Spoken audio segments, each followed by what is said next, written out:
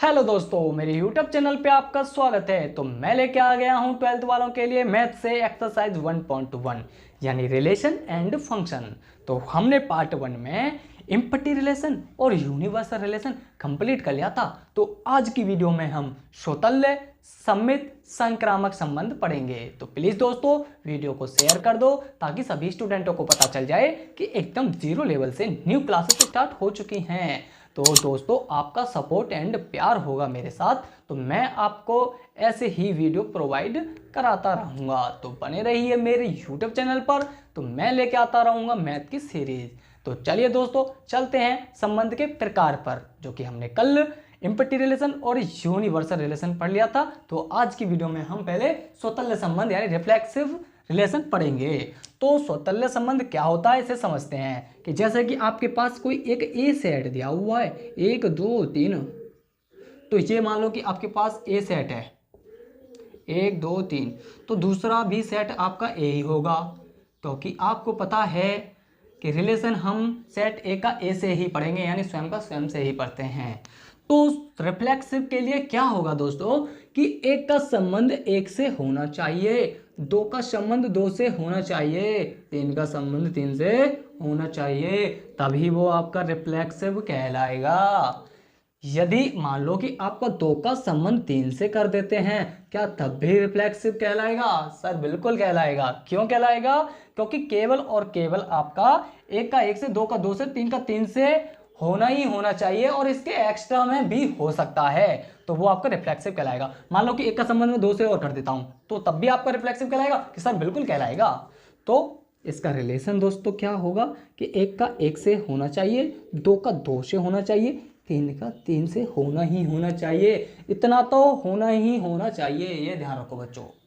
इसके अलावा आपने एक का संबंध दो से भी कर दिया है और दो का संबंध तीन से भी कर दिया है, क्या अब भी ये स्वतल्य कहलाएगा? कि सर बिल्कुल कहलाएगा, क्योंकि हमें तो केवल इतना चाहिए और इतना आ जाए हम पे कोई फर्क नहीं पड़ता। ठीक है, तो वो आपका रिफ्लेक्सिव कहलाएगा। अच्छा, आपको एक और रिलेशन लिखता हूँ इसमें कि मान लो एक का संबंध एक से है, दो का संबंध दो से है, तीन का संबंध तीन से है, क्या ये रिफ्लेक्सिव होगा? कि सर बिल्कुल होगा, ये रिफ्लेक्सिव बिल्कुल होगा, क्योंकि इसमें स्वयं का स्वयं से होना चाहिए। तो इसी बात को मैं अब किताबी भाषा में लिख दूं कि यदि समस्त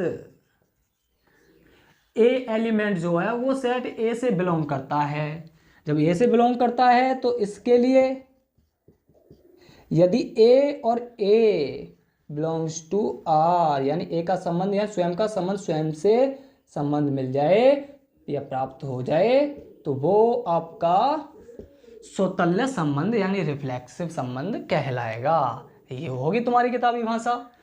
तो आपका एक संबंध और है इसी टाइप का, वो कौन सा है?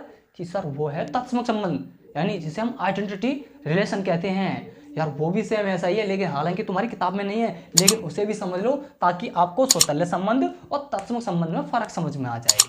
तो पहले तत्समक संबंध देखते हैं कि तत्समक संबंध क्या है। तो तत्समक संबंध को इंग्लिश में कहते हैं हम यानी आइडेंटिटी रिलेशन। तो भाई साहब आइडेंटिटी रिलेशन क्या होता है कि मान लो कि आपके पास ए सेट है 1 2 3, तो भाई साहब तत्समक संबंध में क्या होता है कि इसका रिलेशन स्वयं का स्वयं से ही होता है, केवल और केवल। यानी एक का संबंध एक से है, दो का संबंध दो से है, तो तीन का संबंध तीन से है, तभी वो आपका तत्समक संबंध कहलाएगा। यदि इसके अलावा एक्स्ट्रा में कुछ और भी आ जाता है, किसी और से संबंध आ जाता है, तो वो तत्समक नहीं होगा। तो मैं बात करता हूं क्या ये वाला संबंध आपका तत्समक संबंध होगा? तो बिल्कुल नहीं होगा, क्योंकि इसमें 1 और 2 और 2,3 एक्स्ट्रा में आ रहे हैं। तो इतना आपका यानी इसकी बात करता तो ये आपका तत्समक संबंध होता, क्योंकि इसमें स्वयं का और स्वयं का ही संबंध है, तभी वो आपका तत्समक कहलाएगा। अच्छा, मैं इसी बात को मैं थोड़ा सा आपसे पूछना चाहता हूं, क्या स्वतल्य संबंध तत्समक संबंध होता है? कि सर हमेशा होता है, हमेशा, क्योंकि ये आपका स्वतल्य भी तो कहलाता है, एक्स्ट्रा में आ जाए तो हम पे क्या फर्क पड़ता है। तो इतना कि हमारा स्वतल्य कहलाएगा हमेशा। लेकिन मैं इस वाली कंडीशन में मैं आपसे पूछना चाहता हूं क्या ये तत्समक संबंध स्वतल्य संबंध कहलाएगा? तो सर बिल्कुल नहीं कहलाएगा इस वाली कंडीशन में, क्योंकि इसमें एक्स्ट्रा आ रहा है संबंध। अच्छा, इस वाली कंडीशन में पूछूं तो तत्समक संबंध स्वतल्य संबंध कहलाएगा। तो यहां से क्या बात समझ में आई दोस्तों? ये बात समझ में आई हमारे कि जो स्वतल्य संबंध होता है वो हमेशा तत्समक संबंध कहलाता है, और तत्समक संबंध स्वतल्य संबंध कहलाता है, लेकिन हमेशा नहीं। तो वो कंडीशन पर डिपेंड करता है। तो यहां से हमें एक बात समझ में आ गई। तो अब इसके बाद आपका आता है सममित संबंध यानी सिमेट्रिक रिलेशन। तो चलिए उस पर चलते हैं। तो चलिए सिमेट्रिक पे चलते हैं। सिमेट्रिक क्या होता है इसे समझ लेते हैं। जैसे कि आपके पास एक ए सेट दिया हुआ है 1, 2, 3। तो ये एक ए सेट हुआ है कि 1, 2, 3, ये दूसरा सेट है ए कि 1, 2, 3। तो सिमेट्रिक के लिए क्या संबंध होगा इसे समझते हैं कि यदि आपका एक का संबंध मान लो 2 से है तो 2 का संबंध 1 से होना चाहिए ब्रो, तभी वो आपका सिमेट्रिक कहलाएगा।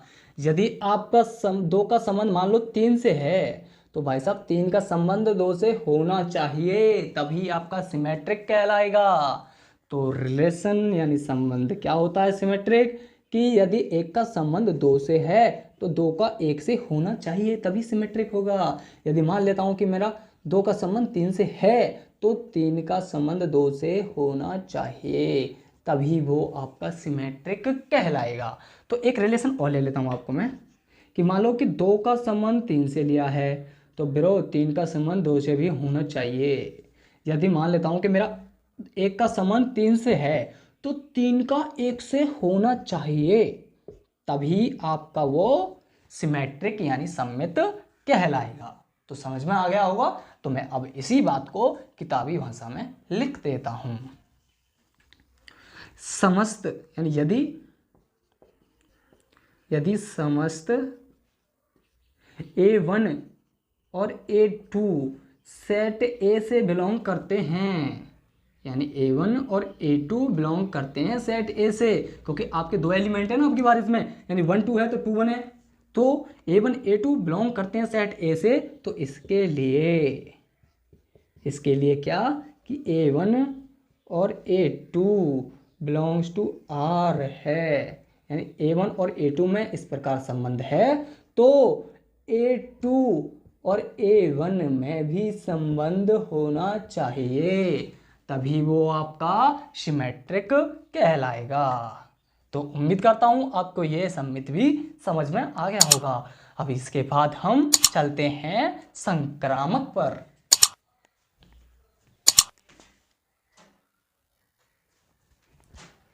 तो संक्रामक यानी ट्रांजिटिव रिलेशन क्या होता है कि जैसा कि आपके पास कोई एक ए सेट दिया हुआ है 1 2 3, तो ये आपका सेट ए है, ये दूसरा सेट भी आपका ए ही है, क्योंकि ए से ए में ही रिलेशन आपको करना है। तो संक्रामक यानी ट्रांजिटिव रिलेशन क्या होता है कि मान लो आपने 1 का रिलेशन 2 से किया और 2 का रिलेशन 3 से किया, तो भाई साहब 1 का संबंध भी 3 से होना चाहिए, तभी वो आपका ट्रांजिटिव रिलेशन कहलाएगा।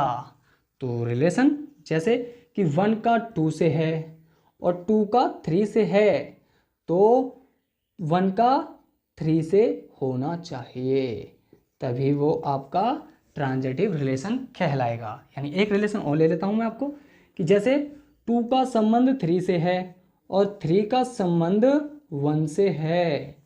यदि 2 का संबंध 3 से है और 3 का संबंध 1 से है तो 2 का 1 से होना चाहिए, तभी वो आपका ट्रांजिटिव कहलाएगा। तो मैं आपको एक एग्जांपल और ले लेता हूं। जैसे एक ए सेट दिया हुआ है 1 2 3 4, तो इसमें आपका रिलेशन इस प्रकार दिया हुआ है कि 2 का 3 से है और 3 का 4 से है। 2 का 3 से है, 3 का 4 से है, तो 2 का 4 से होना चाहिए, तभी वो आपका ट्रांजिटिव रिलेशन कहलाएगा। तो मैं इसी बात को किताबी भाषा में लिख देता हूं कि यदि समस्त A1 A2 और A3 बिलोंग्स करते हैं ए से, यानी आपकी बार आपके 3 एलिमेंट हैं A1 A2 A3, यदि सेट ए से बिलोंग करते हैं तो इसके लिए इसके लिए यदि A1 और A2 में संबंध इस प्रकार है, यानी A1 और A2 में संबंध है तथा और A2 A3 में संबंध है, तो इनके लिए क्या हो जाए कि इनके लिए यह प्राप्त हो जाए A1 और A3, A1 और A3 में संबंध प्राप्त हो जाए, तो वो आपका ट्रांजिटिव रिलेशन कहलाता है। तो ये हुआ आपका संक्रामक। तो उम्मीद करता हूं संक्रामक भी आपको समझ में आ गया होगा। तो अब इसके बाद आपका आता है चौथे नंबर का तुल्यता संबंध। अब कि तुल्यता संबंध क्या होता है इसे भी समझ लेते हैं। तो तुल्यता संबंध, तो भाई साहब तुल्यता संबंध हमारा वह संबंध कहलाता है जो स्वतुल्य होता है, सम्मित होता है, संक्रामक होता है, यानी जो तीनों संबंध होता है वो हमारा तुल्यता संबंध कहलाता है। इस बात को मैं लिख देता हूं कि स्वतुल्य तथा सम्मित एवं संक्रामक संबंध तुल्यता संबंध कहलाता है। तो मैं आपको इसका एक एग्जांपल ले लेता हूं, जो तीनों का तीनों संबंध होता है वही तुल्यता संबंध होगा।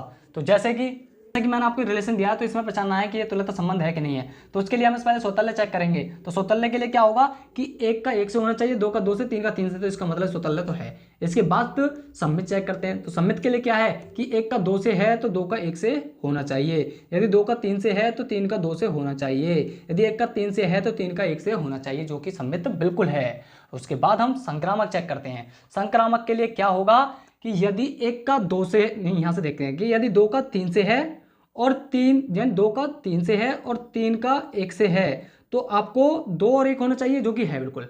इसके बाद एक और चेक करते हैं, जैसे कि मान लो कि एक का दो से है और तीन का एक से है, क्योंकि A1 A2 और यानी A1 हो गया, A2 हो गया, A3 हो गया। तो यदि मान लो कि एक का दो से है और अगर तीन का एक से है, तो भाई साहब एक का एक से भी होना चाहिए। तो चेरो हमारा एक का एक से, तो यानी हमारे ये सारे संबंध स्वतुल्य भी है, सम्मित है, संक्रामक भी है, तो ये आपका तुल्यता संबंध कहलाएगा। तो उम्मीद करता हूं दोस्तों आपको ये संबंध समझ में आ गया होगा। तो हम नेक्स्ट वीडियो में एक्सरसाइज स्टार्ट करेंगे। तो प्लीज़ दोस्तों वीडियो को शेयर करो एंड चैनल को सब्सक्राइब करो। दोस्तों बस आपका साथ होगा मेरे साथ, तो मैं आपको इसकी सीरीज डेली कंटिन्यू रखूँगा। तो थैंक यू दोस्तों, मिलता हूं मैं आपको नेक्स्ट वीडियो में, नेक्स्ट क्लास में। Tell me pretty lies, look me in the face, tell me that you love me.